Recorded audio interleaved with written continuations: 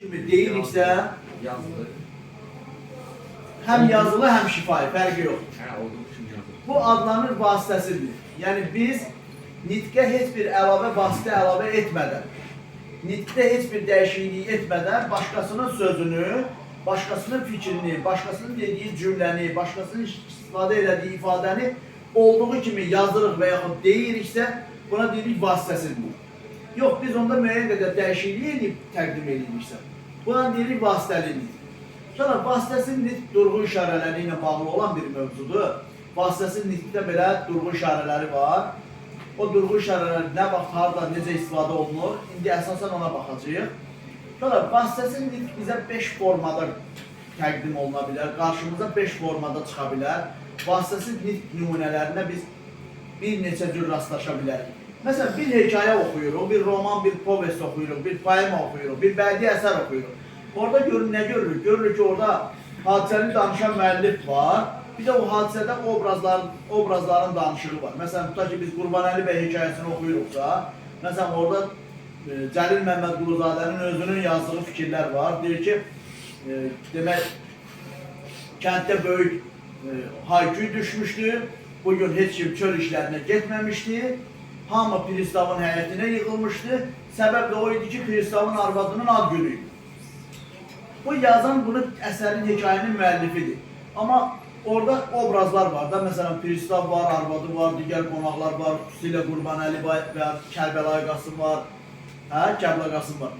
Bu adamların danışığı altı olur obrazların danışığı, bilirsiniz də, mətndə müəllifin danışığı var, obrazların danışığı var.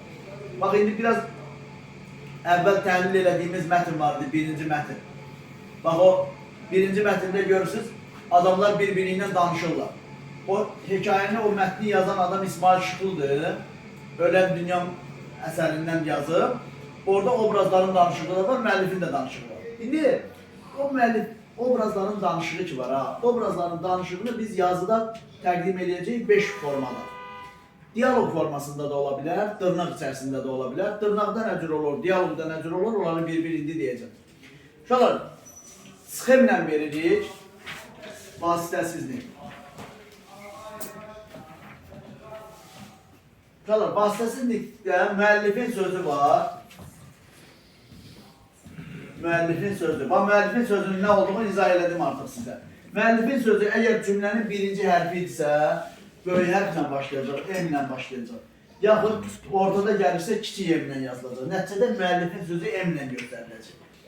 Vasitəsiz nitqin özü isə, yəni o kimin sözünü ki, istifadə eləmişik ya, vasitəsiz nitq.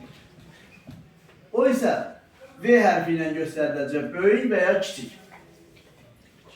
Dediyimiz kimi, bax, müəllifin sözü vasitəsiz nitqdən əvvəl də gələ bilər, sonra da gələ bilər. Müəllifin sözü vasitəsiz nitqin ortasında da gələ bilər, vasitəsiz nitq müəllifin sözünün ortasında da gələ bilər. Bir də onlar bir-birini əvəz edə bilərlər. Nəticədə 5 formada qarşımıza çıxacaq. Birinci nümunəmiz bax belədir. Əgər birinci hekayədə, oxuduğumuz ədəbi nümunədə, gördüyümüz yazıda birinci müəllifin sözü gəlib, dalınca vasitəsiz nitq gəlibsə, bu, yenə deyirəm, 2 formada qarşımıza çıxa bilər. Dırnaqla verilə bilər vasitəsiz nitq, bir də diyalog şəklində verilə bilər. Diyalog olarsa, tire işarəsindən istifadə edəcəyik başlanğıcda, dırnaqla olarsa, dırnaqdan istifadə edəcəyik və müəllifin sözü ilə vasitəsiz nitq bir-birindən vergül və tire ilə ayrılır. Sırf vasitəsiz nitqin özünə aid olan durğu işarələri ki var, vasitəsiz nitqin özünə aid olan durğu işarələri demək, dırnaqdır, sonra tiredir, qoşa nöqtədir. Bax, bu 3 durğu işarəsi sırf vasitəsiz nitqin özünə aiddir.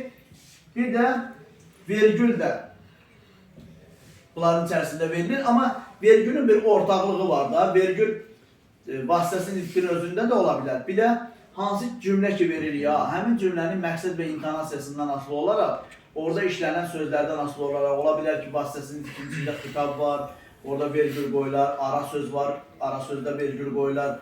O vergüllə bu vergülləri qarışdırmaq olmaz. Onu da indi deyəcəm, harada vergül qoyulanda vasitəsiz nitqə aid olacaq, harada intonasiya ilə bağlı olacaq, vasitəsiz nitqə aid olmayacaq.